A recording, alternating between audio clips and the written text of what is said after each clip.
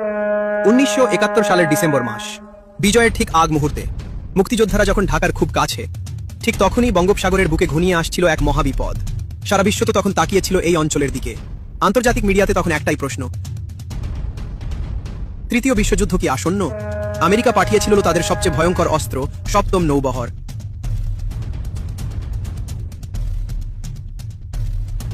এই ইউএসএস এন্টারপ্রাইজে ছিল 75টি পারমাণবিক বোমা, যা হিরোশিমার চেয়েও কয়েক গুণ শক্তিশালী।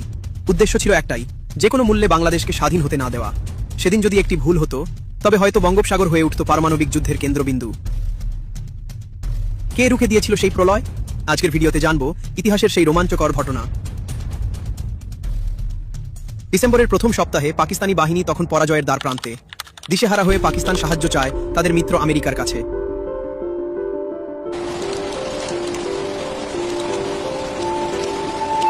আমেরিকার প্রেসিডেন্ট রিচার্ড নিক্সন এবং তার পরামর্শক হেনরি কিসিঞ্জার ছিলেন পাকিস্তানের পক্ষে। তারা জানতেন পাকিস্তান হারলে দক্ষিণ এশিয়ায় ভারতের প্রভাব বাড়বে, যা আমেরিকা চায় না। তাই তারা নিলেন এক ভয়ঙ্কর সিদ্ধান্ত। 10 ডিসেম্বর আমেরিকা গোপন নির্দেশ পাঠায় ভিয়েতনামের টঙ্কিন উপসাগরে থাকা তাদের সপ্তম নৌবহরকে। গঠন করা হয় টাস্ক ফোর্স 74, যার নেতৃত্বে ছিল বিশ্বের সবচেয়ে বড় পারমাণবিক শক্তিচালিত বিমানবাহী রণতরী ইউএসএস এন্টারপ্রাইজ। এই বহরে ছিল 70টি ফাইটার জেট, 7টি ধ্বংসকারী জাহাজ এবং পারমাণবিক অস্ত্র। তাদের গন্তব্য বঙ্গোপসাগর।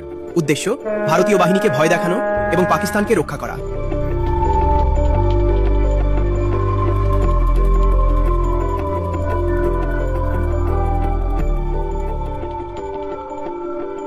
খবরটি শুনে দিল্লিতে আতঙ্ক ছড়িয়ে পড়ে। ভারতের প্রধানমন্ত্রী ইন্দিরা গান্ধী জানতেন আমেরিকার এই বিশাল শক্তির সামনে দাঁড়ানো অসম্ভব। তিনি সাথে সাথে স্মরণ করলেন ইন্দো সোভিয়েত মৈত্রী চুক্তির কথা। তিনি জরুরি বার্তা পাঠালেন মস্কোতে। রাশিয়া কালবিলম্ব না করে তাদের প্রশান্ত মহাসাগরীয় নৌবহরকে নির্দেশ দিল, যাও, আমেরিকার পথ আটকাও।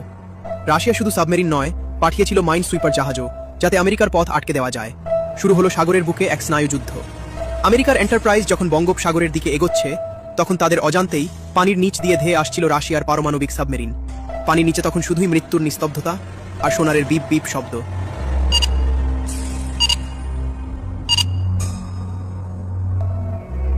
রাশিয়ান কমান্ডার অ্যাডমিরাল ভ্লাদিমির ক্রুগলিয়াভ নির্দেশ দিয়েছিলেন আমেরিকান জাহাজ দেখামাত্র মিসাইল টিউব খুলে রাখবে, কিন্তু আমি না বলা পর্যন্ত ফায়ার করবে না। ইতিহাস হয়তো এই অ্যাডমিরালকে মনে রাখেনি, কিন্তু বাংলাদেশ তাকে ভুলবে না। 14 ডিসেম্বর আমেরিকার সপ্তম নৌবহর যখন বঙ্গোপসাগরের খুব কাছে, তখন হঠাৎ তাদের রাডারে ধরা পড়ে অদ্ভুত সংকেত। আমেরিকান নাবিকরাও জানতো না তারা কিসের মুখোমুখি হতে যাচ্ছে।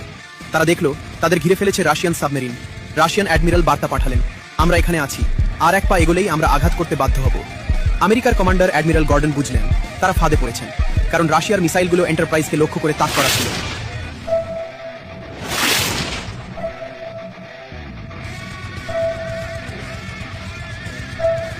হোয়াইট হাউসে নিক্সন তখন ক্ষোভে ফেটে পড়ছিলেন, কিন্তু করার কিছুই ছিল না।